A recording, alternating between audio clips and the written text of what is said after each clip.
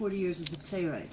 So going back a bit, Christopher Hampton, who I think was at school with you, said that you always wanted to be a theater director.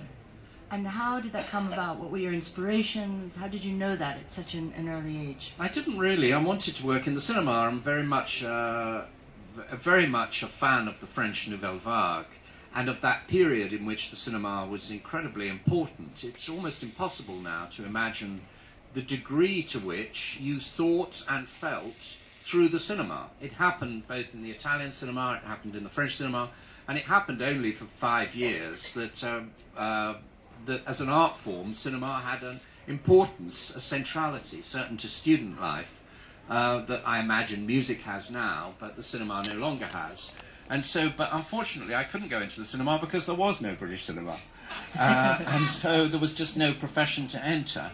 So I had to start a touring company, and we started this touring company with the idea of taking theatre to places where it didn't normally go. So we'd go to prisons, we'd go to army camps, we'd go to village halls, we'd perform in any space. This would have been absolutely ideal. We certainly performed for Jim Haynes, who I did see was here yesterday, and is here now, and we performed in the Arts Lab, and Jim was a visionary entrepreneur who let anybody perform in his space on the principle that it would be an open space for people to perform in.